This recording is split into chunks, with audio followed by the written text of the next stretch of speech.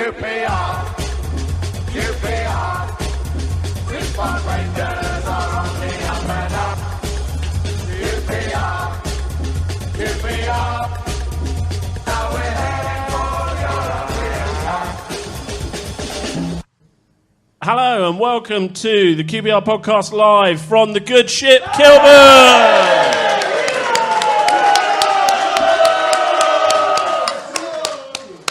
It's our end of season party, and as has become tradition, we're recording in front of a live audience at the good ship.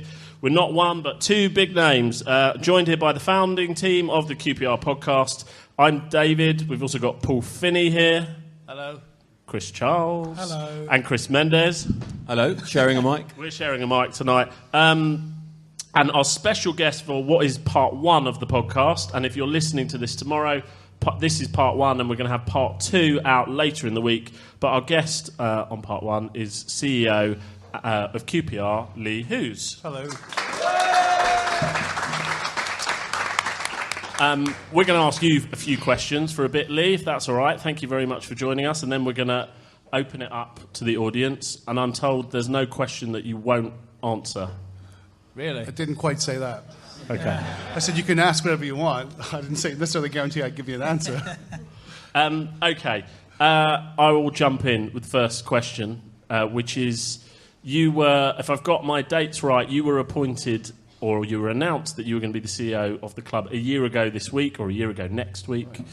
So if you were marking your own homework, what grade would you give yourself 1 year on? I should have taken that I said to Lee, do you want to know the first question? And he said no. So. Okay, well, first of all, it's not quite been a year. It might have been announced, but I didn't start until July. So does that mean you get a partial grade? He's Fine. crap with dates anyway, don't worry about exactly. Okay. How would I grade myself? Effort, A+. Results, probably B. And when you say results, do you mean results? What I set out to achieve and what I actually achieved against what I want to achieve. Because we've got there's some really positive things I think have happened.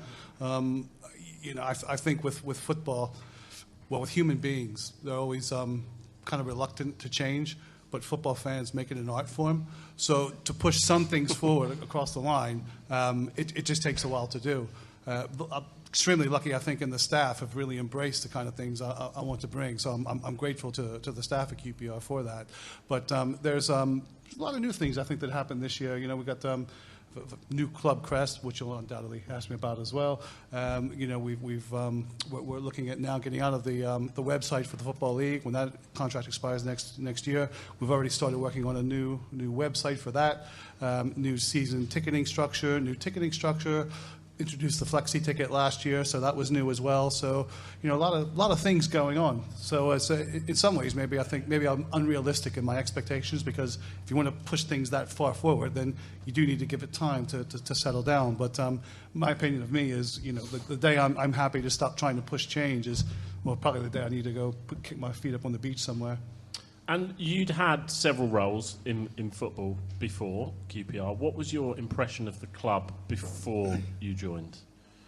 I think with QPR, obviously, I worked at Fulham, so we had a ground share at Fulham. I know. What can I say? I won't defend it, because I have to confess, I've liked all the time I've spent it with every club I've been at, and I've made some terrific friends there, and I'm sure I've generated a few social media posts as well in my time. Not all of them positive. Well, actually, most of them probably pretty negative. But at the end of the day, thank you. But at the end of the day, so I had a bit of a glimpse of the club, familiar with Loftus Road. The impression from the club from the outside is it's a good club. It's got a lot of potential. Let's face it, there aren't that many clubs in West London, because of the limited well, there are actually quite a few clubs in West London, but West London is a very, very desirable place to be. I think the things that attract me about the club is it's different. It's kind of quirky. It's kind of a edginess and a coolness about it. Before I started, I was appointed, as you say, about a year ago. I just don't remember. But Burnley put me on gardening leave for whatever reason, but I thank them for it because it's the greatest invention I've ever seen. It's like, yeah. So I can't start working at QPR until July. Yeah, but you're going to pay me. Yeah, you don't have to come and work. No. So basically, you're going to pay me for doing nothing. Yeah. We've been doing it for the last 3.5 years. So what's the difference? Okay, fair That's enough. Cool, this goes out on the internet. I mean, we're not listened to by a lot of people in Burnley, but you never know. It's too late now.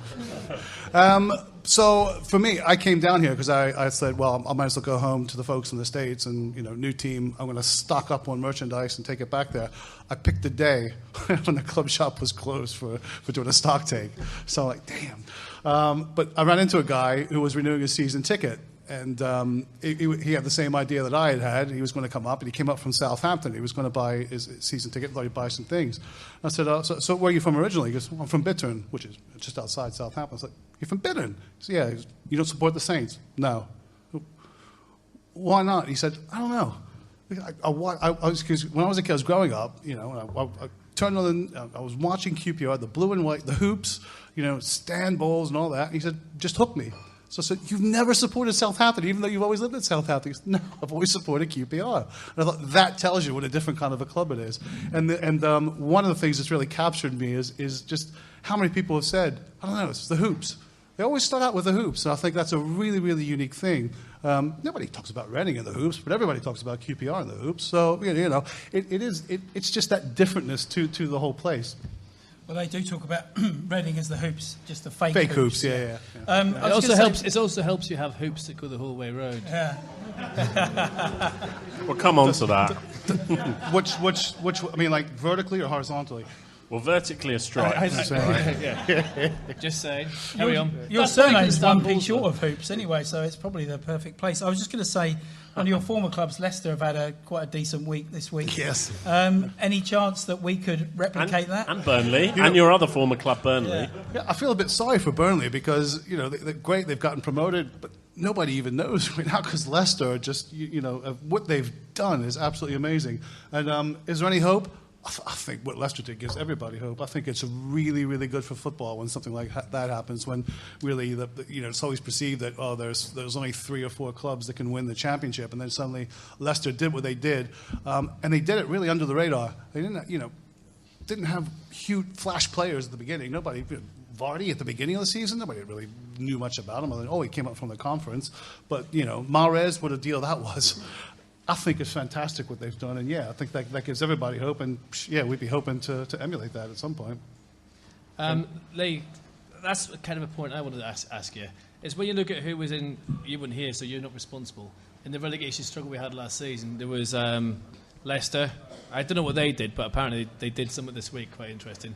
There was Hull and Burnley. So was it always going to be our expectations to be mid-table, or were we actually going to try and do what they just did, which is try and get back at the first attempt at the start of the season? So, you mean Hull? Yeah, sorry. But obviously, the relegation battle last season was us, Leicester, Burnley. Yeah. So what I'm saying is Leicester went on to win the Premiership, which is fair enough. No one said that coming in. Yeah, no, right, so Burnley are going up, Hull are in the playoffs, but it was always our ambition, was it, to try and stabilise rather than compete with that? I think stabilised. Burnley had the advantage of they could maintain a core squad, and the philosophy when Burnley went up was we want excellent, good quality championship players who are capable of competing in the Premier League. But if we do get relegated, don't be afraid of relegation because they'll be strong. They know how to handle that league. Part of that strategy is, there were some characters here that probably weren't really ready for the drop down into the championship because it's a completely different style of play. It's a lot more rough and ready, and you really got to be prepared to roll your sleeves up and get stuck in. So I think Burnley were actually better prepared for relegation than probably QPR were. Lee, at the fans forum at the start of the season, I think you said the aim was to avoid relegation, make sure we have some stability this season, which we have achieved, to be fair. What would represent success next season? Success next season, I still think we're going through a transition with some players going out, other players we need to bring in. I think Jimmy's given us a good indication of the kind of players he wants to bring in, with Connor Washington and, and Naz coming in. He likes that high energy, that high tempo type of game. And I like that kind of game. I think the first time I really saw it in action was the Champions League final a few years ago.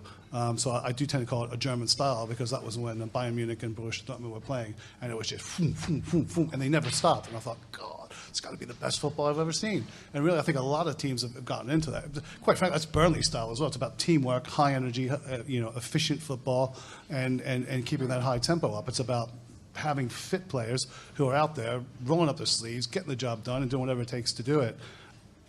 I think that's what most fans want to see. Of course, we want to see a winning team, but the most important thing is, all right, if we lose, I just want to make sure that they haven't left anything on the pitch. I want to see them give their all, and then if we get beat, fair enough. But please go out there. I paid a lot of money to come in to see this match. I want to make sure I get my money's worth. I don't think, and Jimmy doesn't have any arguments with that. That's exactly what he wants. Did you have a follow-up? I was just going to ask, I mean, has it got to the stage where you've set targets for next season at all? You mean acquisition targets? Yeah. Oh, yeah. Can we beat Fulham away, please? Can we beat Fulham away and Fulham at home? That's FA Cup game would be nice. Just go there without getting humiliated would be nice. Okay. Is he in charge of the one-liners? Lee, Your delivery, I love. obviously your remit is the off the pitch stuff. And a few months ago, there was an article in the Telegraph that listed the 10 worst run football clubs. QPR was second in their list. The first was Blackpool, but you've got to go some way to beat Blackpool. Because I don't think Tony Fernandez is sending abusive texts to any fans. I don't think the club is suing any fans. Whether that's true or not, there's a reputation problem. There's a long-standing reputation problem about how the club has been run. I guess two-part question. First part is, I guess, what's your part in trying to repair that? And how can we as fans have confidence that the same mistakes of the past are not going to keep being repeated? Well, given that question, you can expect to hear from our lawyers in the morning. This is a Telegraph. I can't let him have a not me. monopoly on the one-liners. It was me you worried about. Carry on. Yes, I'm familiar with the article. There are Did they hear from our lawyers? Yes. I don't know, actually. Probably not, because at the end of the day, it's an opinion piece. I don't remember the nuts and bolts of the article about if they cited anything specifically. I think part of the problem was probably, I don't remember that, or I think it was it Phil? One of the Nevilles wrote an article as well about QPR looked like a club that just didn't lack direction based on the acquisition. If anybody remember that one. Gary, wasn't it? Was it Gary Neville? Yeah. And I thought, actually, I can understand where it's coming from because the types of players that were being brought in, what was there a cohesive strategy from a football standpoint of what you're trying to do? And I think most of the football world, and I'm not going. There's no sense in defending the indefensible. Would have said, yeah, it's probably a valid article. I think now we have a lot more of identity, and that's one of the keys is about alignment. We talk about culture, we talk about alignment, and I thought, in Burnley they used to call it Sean Dyche bingo. How many times they'll say, one club mentality, got to align the club, but it's absolutely positively correct. Everybody has to be on the same page. Everybody has to know what they're doing. Everybody has to know, sing from the same hymn sheet with what direction we're trying to go, what the club actually stands for. One of the things I did the first 3 months, really, is I did a lot of interviews with fans about, tell me what the club actually means. Now, we've collated all that information. We'll be launching something in the summer over there about what our values are, what our mission is. I know it sounds kind of HR fuzzy stuff, but I think it's important to get that out there so the fans know. We've listened to what you're talking about. We have a view on how we're going to do things, and everybody needs to be going in that same direction. There's one thing I will pull everybody up on. Everybody likes to say, we're about developing players. We've always developed our players. Am I right on that? Yeah. Yep. Okay. When developing a player, especially a young player, confidence is such a key thing. Now, a couple of weeks ago, I watched Cole Kopekwa come on the pitch, and he misplaced a pass. And around me, mostly what I heard was, "Ah!" But I also heard a couple of boos, and I thought, you talk about developing players, but that's the stuff that kills our young players. So it can't be, we want to see us develop players, except when I want to see us win between 3 and 5 on Saturday. It's about, look, young players will make mistakes. I know it's frustrating, but it's really important that we get behind those young players and give them support, because that's what's going to help their development program.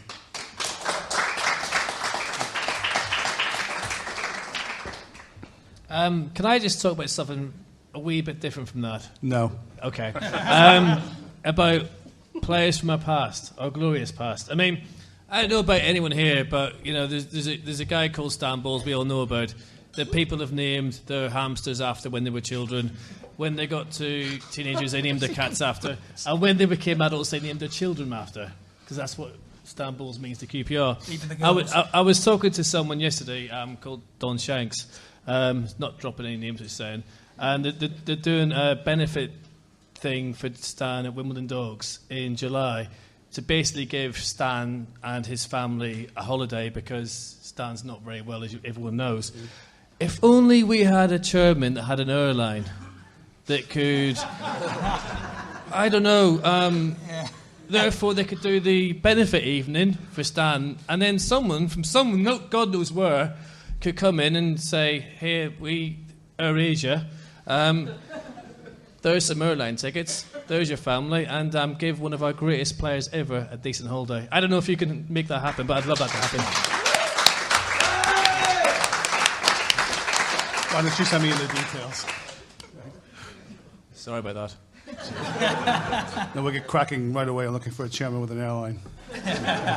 I was just going to move along from that to say the goals for next season. Are we looking? We're going to use the same goals. We'll change them next. But He's here all week. No, but are we? I mean, next season. I mean, for us as fans, I think. Well, me certainly. I've been banged on about it for long enough on the podcast. It was great just getting to that situation where we couldn't go up or couldn't get down, and it's fine. We weren't ready this season. We just needed that season of consolidation. Next season, however, I mean, for me personally, I think spot in the playoffs would be a decent benchmark to set. Is that what you think as well? Or? I think what we need to do is set the goal as we need to be competitive in every single match that we go out there, whether it's, and I know, and I've gotten the feedback already, whether it's a cup game, whether it's a league game. Go out there and Cup and game, be you say? Yes. Cheap tea bag. Go out there and set up a team that's capable of competing and doing as best as you can, which goes back to what I said before about, look, as long as you're giving your all, that's all I can expect. Of course you want to go out and you want to do everything you can, and that's how Burnley did it. They didn't go out and say, right, we're going to go out and try and win the league or gain promotions. We're going to go out, we're going to take it one game at a time, and we're going to be as competitive as we can in that game. Leicester did the same thing. You've heard Ranieri, and I know it sounds like it's a cliche, and all managers say that, but it's about literally, don't look 2 weeks down the road, don't look 3 weeks down the road. We have a game this Saturday. That's the game we need to be looking at. Even this week, when you can, a lot of people are saying, well, you should do this, you should do that. It's really game doesn't mean much. Jimmy doesn't look at it that way. Jimmy says, no.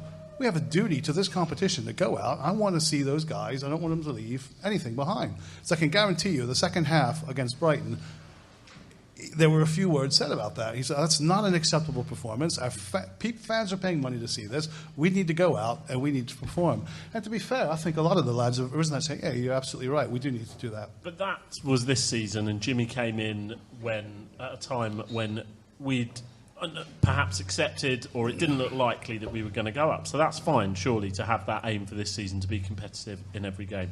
But surely you're not saying he's going into next season and the only objective is to be competitive in each game. I think that's got to be the objective. Take it one game at a time and try to win one game at a time, because that can take you anywhere. That can take you to promotion. So that is quite a reversal on the strategy earlier in the season, which appeared to see the end of Chris Ramsey, right? Because he went, and it was I can't remember the quote, but he went because I think the quote was given the players that we retained, that it was felt that promotion was the priority this year, and we had to do it. If it were only that simple, and sometimes the players you retain.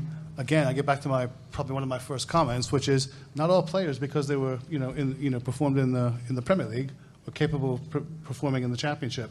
Sometimes it's a different level, and you need that competitiveness, not competitiveness, probably a bad choice of words, but certainly that work ethic, that roll up your sleeve, grind it out mentality to get through the Championship. And that's what we need. That's really what we need to see next season. Are we? I mean, you mentioned Jimmy's got his targets. Are we going to be offloading some players during the close season? I'm thinking specifically the likes of Leroy Fer, Sandro, if we can get any money for them. that would be really inappropriate for me to comment on players that come in because that's really just throwing them under the bus, isn't it? Yeah. So at the end of the day, those players, the two that you mentioned, are out on loan right now, playing in the Premier League. And I'm sure if a Premier League club came in for them, that's probably where they prefer to be. But okay, I'll reword that. Do we need to ship players out before we can get some players in? I think that the plan is there's a budget that is we can do this with bringing players in. Then, if we do get some money from sales, we can top up on a few other things. There's a number of players apart from those that you're talking about who are out of contracts coming up in the next few weeks. Are we going to hear about what's happening with them anytime soon? Yeah, I think the first step in the process is the players need to be spoken to by the manager. And as I said, Jim... Rather than us. I know. It's crazy. I thought it was bang out of order. But anyway, that's how Jimmy wants to do it. So, all right, you're the manager. So like I said, he's focused on every single game, including this one. So over the weekend, on Sunday, he'll sit down and he'll speak with all the players before we go away in regards to what's going on. Okay, a couple of questions before we throw it open to the floor. We'll sort of try and do two in one, which is update on the stadium and training ground. Yeah, the training ground, let's start with that one first because it's the easier of the two. 106 orders have been agreed and should be signed off next week, so that's a big step forward. Then we've got... This was a new one for me. If anybody knows Warren Farm, it's on a pretty steep slope. So we're actually using something called an importation scheme, where you bring in a lot of the debris and things, sterilized, of course, from various sites in London where they're developing, and you use that to level out the site. And having seen the site, that's quite a big job.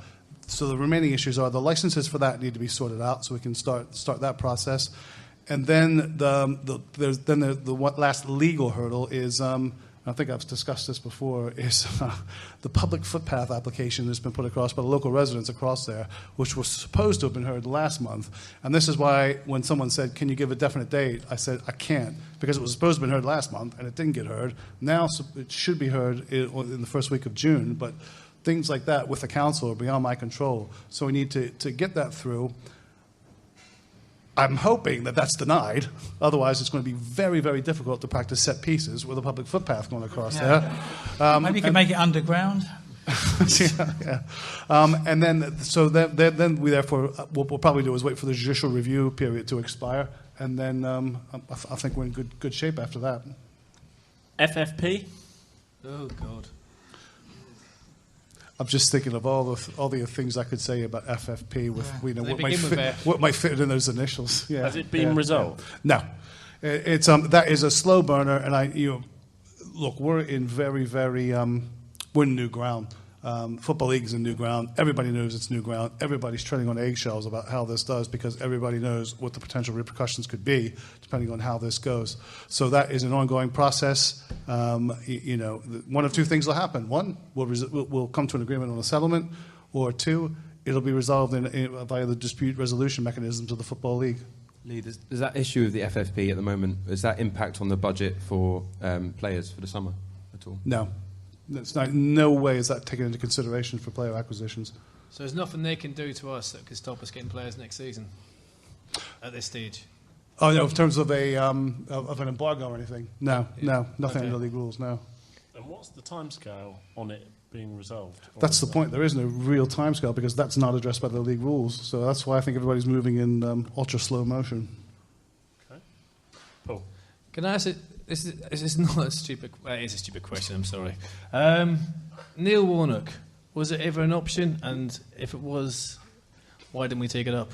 Well, Neil actually said himself when he came in, "This is just a temp job for me. That's all I'm here. I'm just here to get you guys over a hump. And that's all I'm interested in doing." Okay. So, therefore, we started looking for a manager. No, that's not saying anything about our current manager. Yeah. I'm just wondering. Yeah. No. Neil was really upfront about it. He said, at this stage of my life. Then, I don't know what happened. Maybe it was he got a bit of a taste for it. It's like, actually, I quite fancy this again. So the Rotherham job came up. So he said, yeah, I'll do that.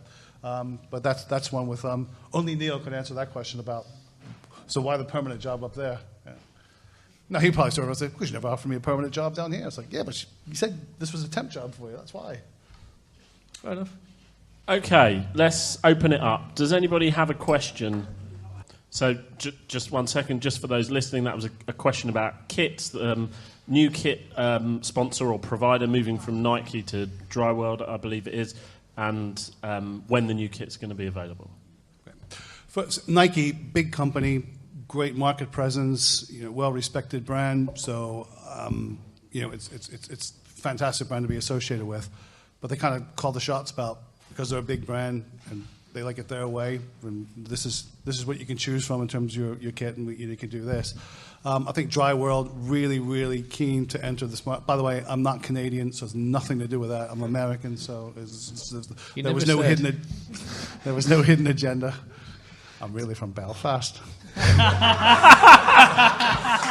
was very good. Thank you. That shut me off. I knew he'd dive in. What was I? You can come again. There you go. said So you weren't yeah. So with them, really keen, very customer responsive. Not that Nike isn't, but they are the big fish in the pond. These guys really want to push things forward. Very responsive to the type of things we want to accomplish, and quite frankly, it was a very lucrative deal for the club. Are they good with hoops? Apparently, Excellent. I think we touched on new contracts. Can you talk specifically about Fallin and Hill?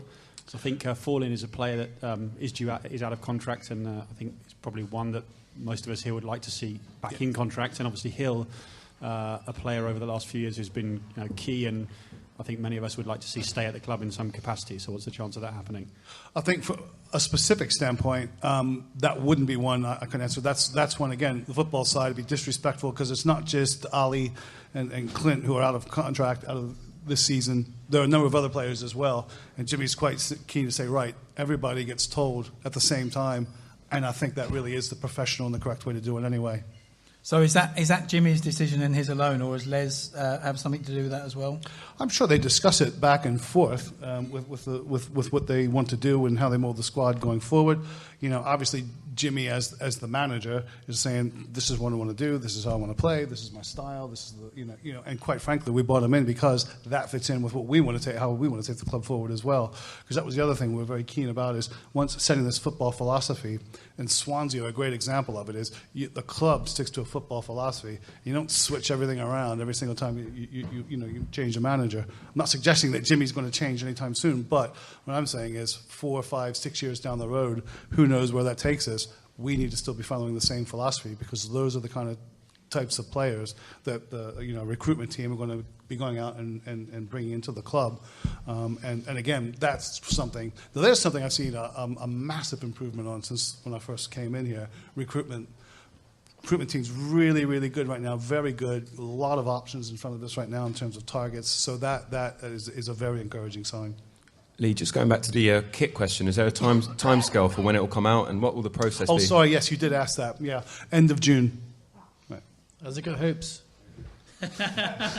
Sorry. It's one solid hoop all the way down. That's called a stripe. I'd like to see the red and black away kit come back, personally, as well. The FA Cup final kit that season. We had a red and black kit. No, but I mean like the cup final kit. That season, yeah. Sorry. You've given yourself a current score of a B. What score would you give your predecessor? And if it's necessarily a bad score, kind of why? I like that question. I would never ever grade my predecessor because he had his own issues to deal with when he came in. He had his own ideas about how the club should go forward, and I know Phil. I don't know Phil well, but I know Phil, and he came across as a really, really nice guy. So what he has to do here. I wasn't in his shoes at that time. I think that'd be it's so. The thing that's easiest to do is stuff that you're not accountable for, to take pot shots at other people. And whereas I know, being in those shoes, how difficult it can be. So I would never do that. Paul. Good evening, Lee. Thank you very much for coming down. Anyway, just one question, really, which sort of burning a lot of fans' hearts, really, is the new ground issue seems to be getting sideswiped by the club. And it's going to be at least 5 or 10 years until that ever happens. Realistically. Yeah. Realistically, yeah. Yeah, So yeah. one I thing agree that with I've that. been going on, and I've been speaking about a long time, is we need to improve Loftus Road. The facilities for season ticket holders are very, very poor. 5,000% agree. Yeah. The match day experience, and I think it's one of your own stats said that 95% of people who visit Gloucester Road never come back. For the first time. Yeah. For the first time, never come back. It needs, and then I did send some email saying some very easy things that won't cost a lot of money would improve it very, very easy, and it could happen in the close season in the summer. Already been discussed, already got some budget approval to do it anyway. Yeah. But just I mean, everybody knows some things won't cost that much money to do. That's what I didn't say I had a lot of money that I I'm not talking about a lot of money, yeah. because But- we seem to waste money hand over fist. Yeah. No, There are some things that can be done very easily. You're preaching to the choir here. You know, the one thing I think my first message to the owners when I came in, I said, if you want to increase the fan base here, you start with the toilets. Really. They were No, once seriously, voted the no, best it sounds toilets. really trite, but it's true. If you and this is it in the statistics you're talking about. We had to date, it was probably going up on 7,000 people, and I was shocked by this. First-time visitors to Loftus Road, because I thought it'd be in the hundreds, maybe 1,000. But I thought, well, you're either a QPR fan or you're not. It's kind of handed down. But it'll become up close to 7,000 by the time we get through Bristol.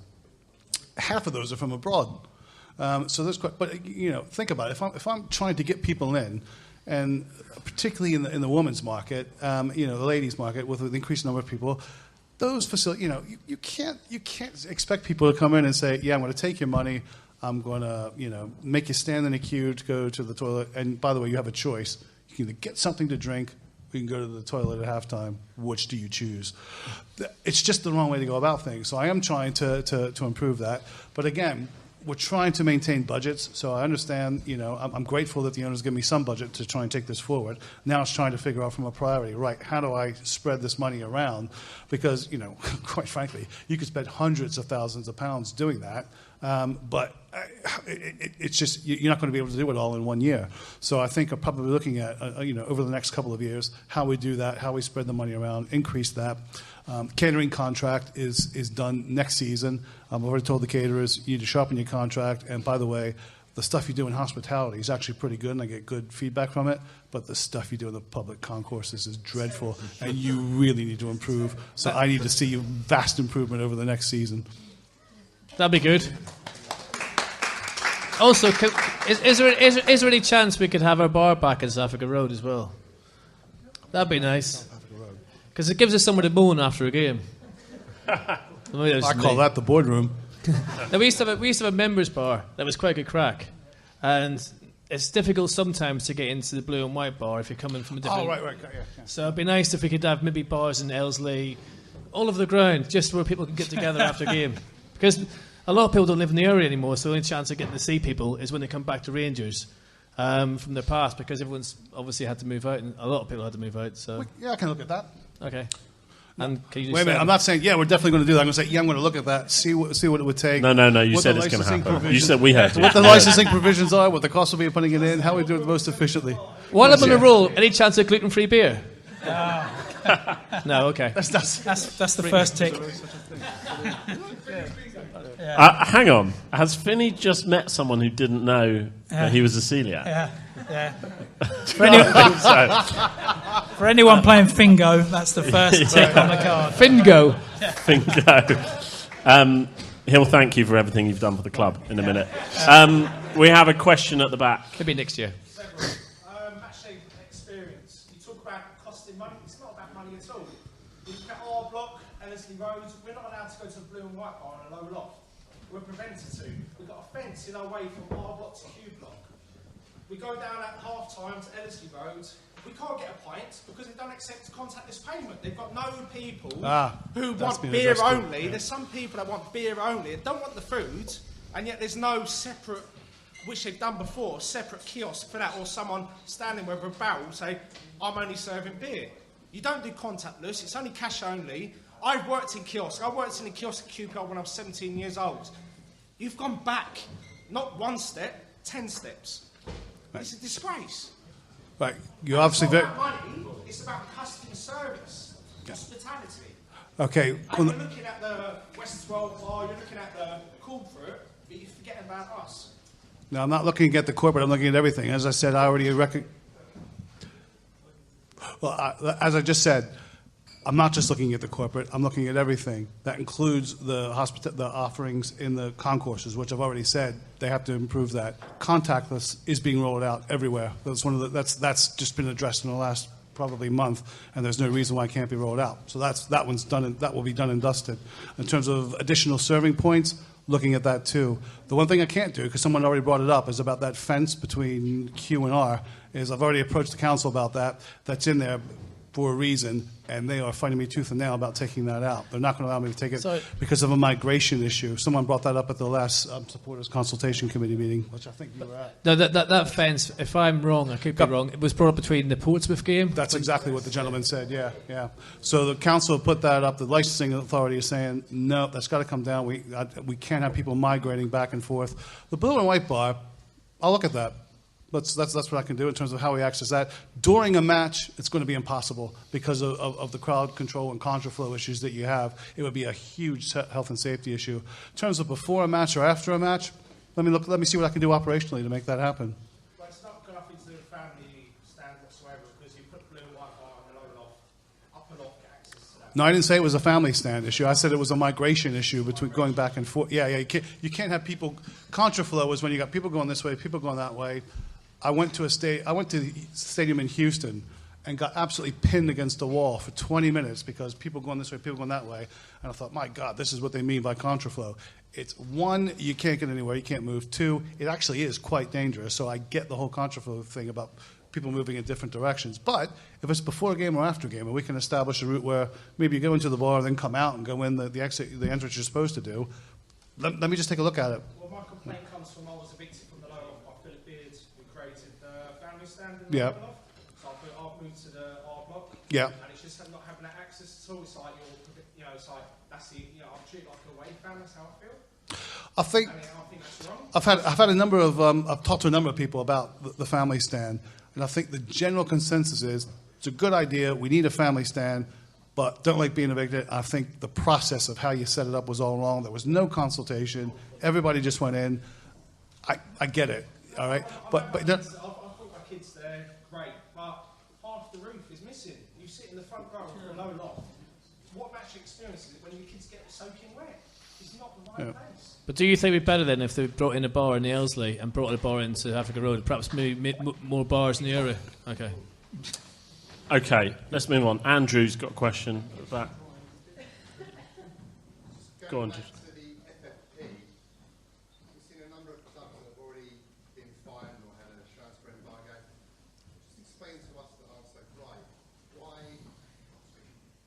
ongoing talks with QPR and why we haven't been fined £7 million or £5 million, but we've got such great negotiating skills. Why is it they're negotiating and they haven't come straight out? So there's a follow-up question on the FFP. Other teams have almost, their cases have been resolved, and for Lee to explain a bit more about why this is dragging on. Chief Executive's a brilliant negotiator. No, seriously. Well, first of all, let's explain FFP and what it means. Effectively, FFP means that if you're given a set of parameters, you can lose so much money between equity and debt. Okay, if you breach that and you go over that amount, if you are still in the championship or the football league, actually, take that back. Still in the championship, the season after you breach that, you get a transfer embargo. Okay, if you breach that, as Millwall and Nottingham Forest is an example of that, where they were placed into an embargo because they breached FFP. Bam, they can't sign players. Millwall, because they weren't still in the championship, got relegated. The Football League said, right, they didn't get an advantage to that. Therefore, they can do whatever they want, subject to the salary management protocol that they have in League 1 and League 2. If you get promoted, which Bournemouth did, then you get assessed a fine. Now, the reality is nobody's paid a fine. Okay, Bournemouth and us have been assessed a fine, but nobody's actually paid the fine, and that's where the legal argument is. The people who have had transfer embargoes placed on them, no one's really fought that yet, because basically most people say, transfer embargo, Sorry, manager, can't bring in any players right now except under these parameters, and they use it to their advantage to try and control the manager. The people who have been fined, that's the argument right now. The validity of that rule and the amount of the fine that can be imposed under that rule, and how that actually works. Can we argue we didn't spend it very well? Just an idea. I'll try that one. I hadn't thought of that one, so I'll throw that one in next round. We should be held up as I think we should go. The FA should use us as how not to buy players. Sometimes that's just an idea. Okay, question from Rob. Good evening, Lee. Evening. Just wanted to mention, I play football down at the newly renovated pitches on the South Africa Road. What position? All over, utility man. Sign him up. And I see lots of kids down there, lots of teenagers, but hardly anyone wearing a QPR shirt. There's a lot of Manchester United, Manchester City, Liverpool. Probably a few Leicester next season. And I grew up in the Northwest, and yet I'm still a QPR fan.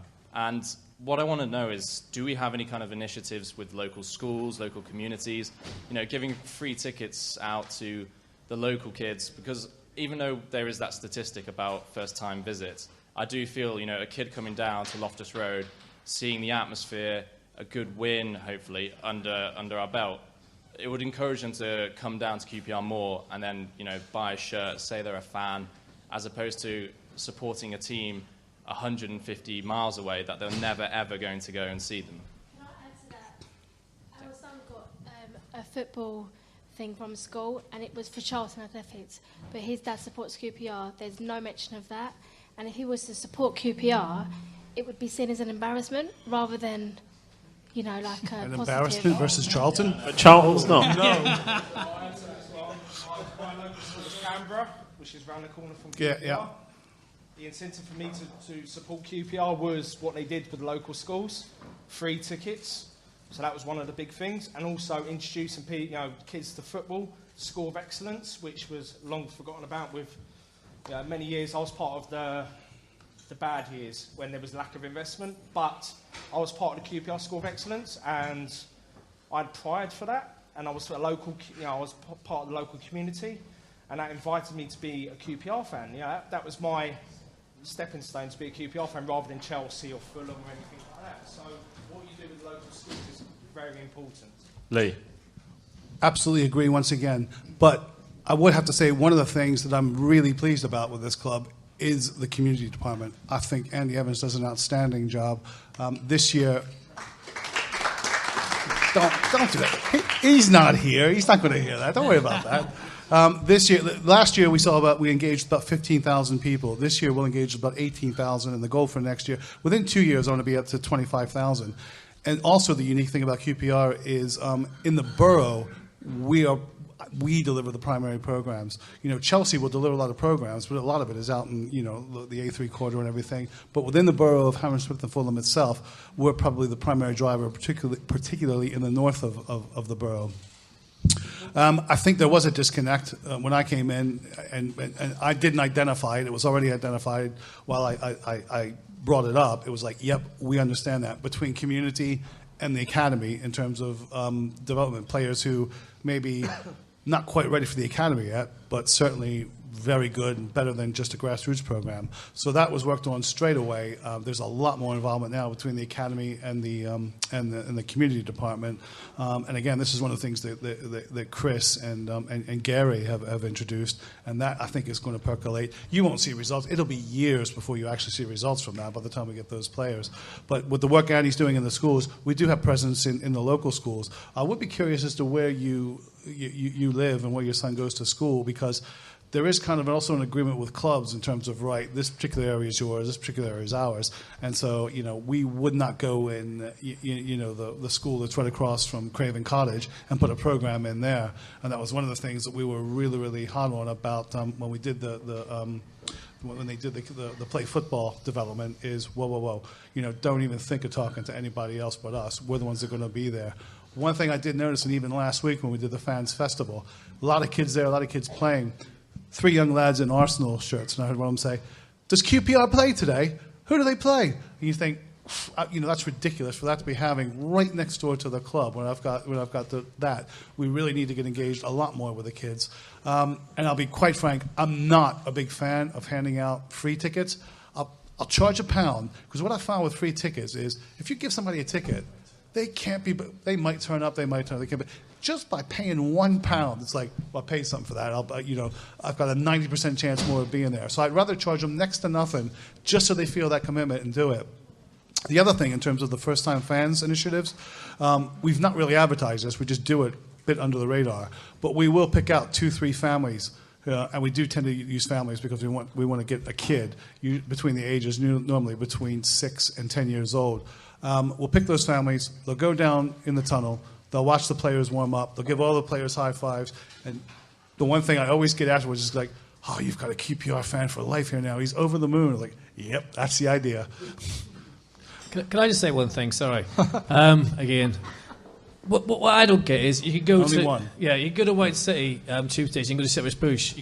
You're going to bring up posters, aren't you? No, I'm not. I'm just going to say you wouldn't know that we exist in the immediate area. We need to be proud of ourselves. We need to go out to Ladbroke Grove. We need to go out to all them areas and actually shout about ourselves a wee bit. I mean, it wouldn't take that much imagine to do that. But if honestly, you would not believe how many people don't know that QPR exists in that area who come in as tourists or whatever. We've got to be a wee bit more out there and get things organised. Well, and we can do that even by putting banners up of players and match days of like Simon Stainrod, Tony Curry, whatever, Gary Bannister, whatever, have past players on lampposts, whatever. Just shout a wee bit more about our club. The one thing, when I came in a couple of weeks ago, the community had actually stuck some, I don't know what you call them, but it's like a banner, not on the lamppost, but they actually stick in the ground.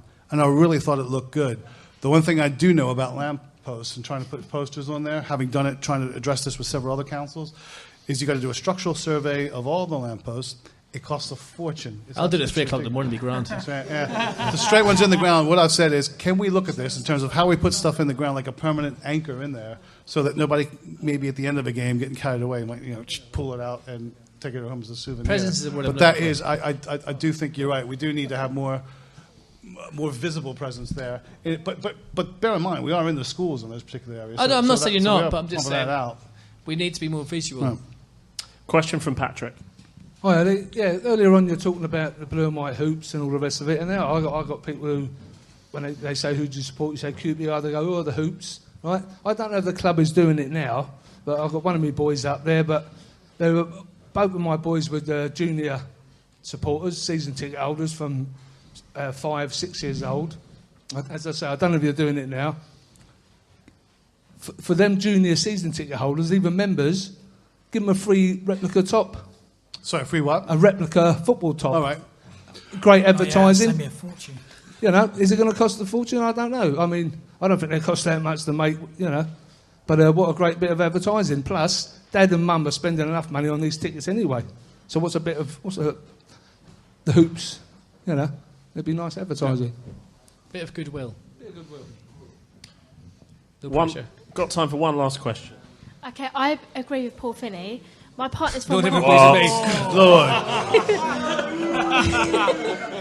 My partner's That's it, from I'm off. West This London. audience has gone downhill. My partner's from West London. Me and our children are from South East London. As far as my son's school go, Manchester United, Chelsea, Arsenal are the top teams. He supports QPR. He always has done. So for my son to support QPR, it's kind of embarrassing. And I wouldn't like it to be that way. I'd like him to say, I support QPR, and for it to be something to be proud of. Do then Man United fans go? Pardon? The trouble is, I've always had this argument with people about QPR. There's people in Northern Ireland that I know. I never mentioned from Belfast, but I am.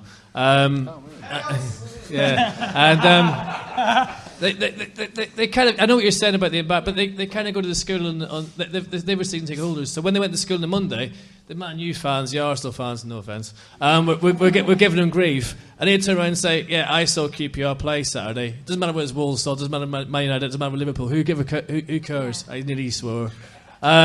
And that's what you're proud of, the fact that you go, you belong, it's a culture, and we are much better than them. Game. I mean, no, I'm not saying that, but I'm just saying we belong, we have a purpose. Yeah. They just wear shirts. It's completely different. So Lee, I suppose the question... Rory Hunt is So the question is, how are you and also the football side of the club going to make kids start to be proud of supporting the club again? Well, here's what you. Sorry, just to interrupt. We used to do something when I was a kid, Ealing. North Ealing, I can't remember exactly, because it was going on handball. Used to do like a sports day at the end of the season. So all the kids used to go along. Used to in Greenford. It used to be great. Get all the community involved. Brilliant. You don't see any of that anymore. Well, part of it will be if you do a sports day at a school. That's down to how schools now operate. You know, I'd have to check that out. There's a lot of things I find different now than even 10 years ago when I started with what we're allowed to do in schools and what we can't do in schools, and even the amount of physical education that a school actually delivers. A lot of it being outsourced. It's a strange environment. In terms of your question, really, you've just summed up my first day speech to my staff when I walked in, which is we're competing. We're competing against mass media presence right now. Manchester United, Manchester City, Chelsea, Arsenal, next year Tottenham, even Leicester are going to be on the television constantly. And kids are very, very video-oriented these days. So how do we compete against that? Because most of their time, they're not even outside anymore. They're inside watching TV. They see more inside than they do outside. So how do we compete against that? And there's only one way we can compete. We have to make it personal. We have to make it fun. While a kid can say, yeah, I watched Man U on TV last night. Did you see that? Did you see that? Oh, I watched Chelsea. God, I remember when they used to play in the Champions League. I wish they'd do it again. They might say all that, but what we need to do is say, right, yeah, but I had, Seb Poulter come down and visit me at a program today. I had Seb Poulter come and visit me at the school. I had Sharon Henry. I shook his hand. I had my photo taken with him. That's what we need to do. And really, and it's relatively recent that we've gotten the player appearances going again. It's probably only been the last 3 months. Jimmy's very much in favor of this. It's to get them at the players. That's what we need. It's no good me talking to you guys. It's no good me going out to a school. Nobody cares. Great Les, great ambassador. Andy Sinton, great ambassador for the club. But what kids want to see the real players. They want to mix with the real players. So that's what we need to do. We need to be real to the local community. We need to have presence in the local community. We need to get our guys who run the pitch out there in the local community. How Can I? When you have premium content that people have to pay to have access to certain things, you've restricted what you put on YouTube now because it's premium content. We have Big some QPR YouTube, World. we have some premium, but what I'm saying is forget that right now. I'm saying going out and actually meeting kids. You've touched on, like I said, this player came and visited. I get that was my whole premise first, and I'm still not going to compete whether that's digital, because if they can see a player live playing on TV versus a little bit of digital content of a player talking and doing something, there's no competition. Yeah. Spotlight is for us. It's very restricted. Yeah. So Chris. on premium rather than putting it on general YouTube. There is one thing that's interesting, though. People say, well, we're really worried, we violated FFP, we did this. Guys, we do have to raise revenue, and I will raise revenue. I make no excuses about it. I will. People always say, oh, it's just about the money. I go, yeah, usually when someone tells me it's just about the money, it means they don't want to pay the money. But I need to generate revenue, and the two things I've done, try to raise revenue and try to cut costs. So I get to a point where those things are pretty even, because the owners aren't going to hear this, are they? Yeah, they might. You mean I'm going to say it anyway. I don't care about making a profit.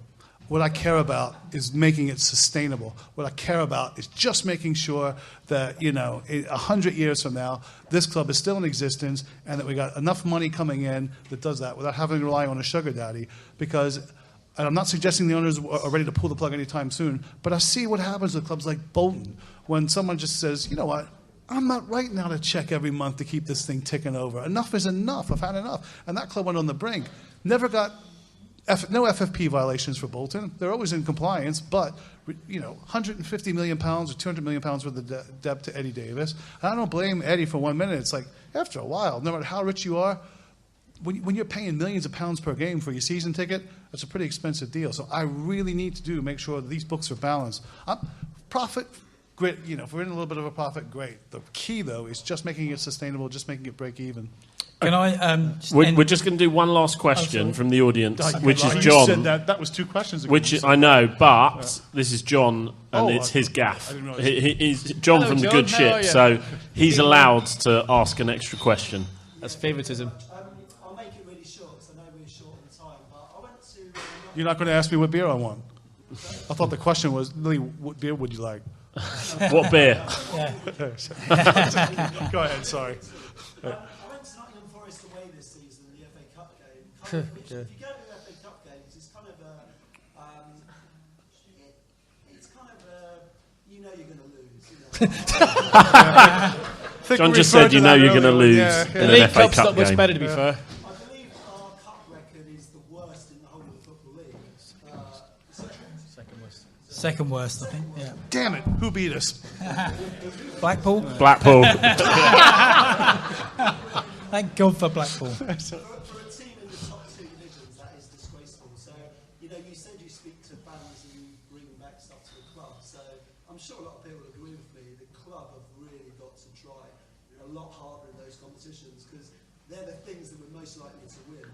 And we all want another day out of Wembley. So, that's just my message. So, question about the increased effort and victory ratio in FA Cup games. I just turn up. Two. The game. All right. I think it goes back to exactly what I was talking about earlier, about competitive for every match. When I mentioned cups, and that's when I threw it out there, yep, I've had the feedback on the cups. So I understand that completely. Yeah. All right, okay. Can I just end on... Go on. Sorry, I was Go going on, to go say, on. on a positive note... We've got one more. Okay. One last question from Paul. Lee, I appreciate everything you're doing in local schools in the area. Yeah. I think we've done a survey that the majority of QPR fans live without an hour outside the ground area. Yeah. The best way for you to target new fans to the ground is hit the season ticket holders. And most of us have got kids, and I support QPR because my dad and his granddad. It's a family thing. QPR is a family club. And that's where 90% of our support comes from. It's the father to son or mum to daughter. So you need to target your existing season holders, which are 8,000 or 7,000. If you can get then kids like my son's a season ticket holder, he's been wavering because obviously we've seen some shocking performances on the pitch. Yeah, and his match day experience is poor, which we spoke about. That's your target audience, mate. You don't need to go around the schools because you won't change something. Their dad's an Arsenal fan. You ain't going to change them to a QPR fan. They're playing their Champions League, they're this, they're that, and they're telling you all the single time, yeah? You need to target your existing target audience. You won't get kids, trust me, to go and support QPR at the moment while we're playing mid-division football in the Championship to become new fans. Just one that. Well, I think that's the when I first came in, and that's what that comment meant. We're competing against the mass media. We have to make it personal. So it's two things. There you go. That's one of the biggest keys, fan retention. I can spend a ton of money trying to get new people in the ground, but it's absolutely pointless if I don't retain who I have already. So I 100% agree with you. But I'm not naive because just because someone's these days, just because my dad's an Arsenal fan, doesn't mean I'll be an Arsenal fan. Just my dad's a QPR fan because we're competing against that mass media, one of the likes of which it hasn't been ever before. So yes, I will concentrate on that. And to be honest, that was one of the theories behind the family stand. Get families together, get families coming in, get fathers and sons, mums and daughters, mums and sons, fathers and daughters. Get those people coming in and have that stick. Hasn't worked. The family stands kill the atmosphere in the ground. The family stand needs to be moved. Where would you move it to? Unfortunately, without stage of migration and things like that, you would have to alter the ground to do it. I think that was the point because I've looked around. Yeah, so it can't be moved. Is really what you're saying. Yeah. You've got nothing going one goal, and you've got a family stand going the other. You've killed the atmosphere in the ground. You've got two neutral areas behind both goals. The funny thing is, I've heard this about the atmosphere, but yet I looked at Brighton at home, second half, atmosphere was rocking. I've looked at a couple of games, the atmosphere. What had happened? What we need is something to cheer about. And I think what happens firstly, I think it's down to the fans to try to get the players going. After that, it's down to the players to keep the fans going. Chris has the final question. We have to finish because we have Lee Cook It's not here, really we a have to move on, question. but- I was just going to say, on a positive note, what I do think is the club do very well is the family days or the fans' day in the summer where the kids all go along. The players, and last season went along and they must have been 2 hours. They watched an open training session, then they all went round the pitch, every one of them. Charlie Austin signing more autographs than anybody else. So I think we've got the makings of I doing slipped this, a new so- contract in there, but he spotted it. But yeah, that's I think a lot of people said it. But I think we've got the foundations of doing stuff with the kids. My daughter particularly really loves that and comes out glowing. I think it's fantastic. So it's just a case of building on that, and the community side with the Tiger Cubs and all the rest of it is brilliant as well. So we can be completely negative about the club, but we have got some good things too, and I think we just need to build on them.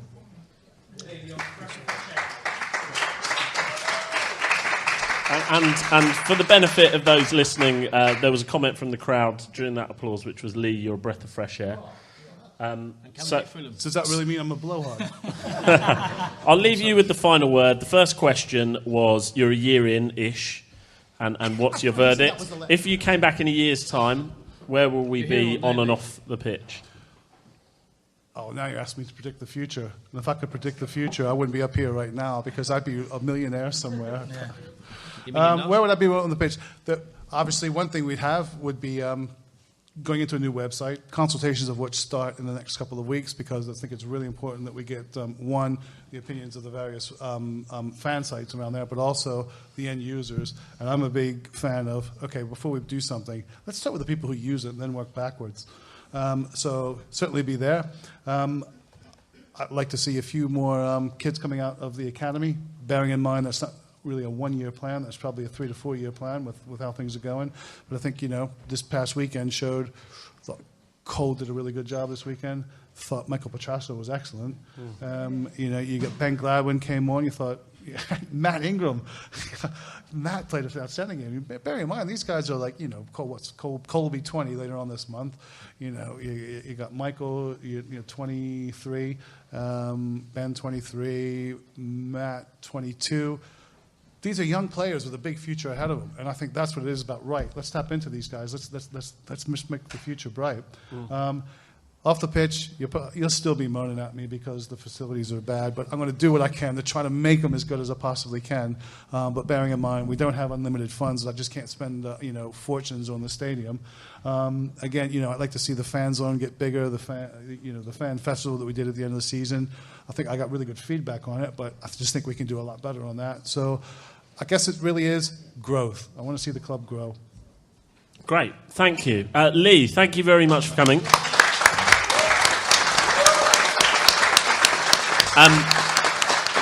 Those of you who are here and not listening to it, just stay in your seats at the end of the first half. But that really nicely wraps up the first part of the QPR Podcast Live. Thank you very, very much for coming in. You don't have to be here, but we really appreciate the dialogue with the club and how open and honest told me I you've been did have to tonight. be here. You lied. Thank you very much. Let's hear it again for Lee Hughes.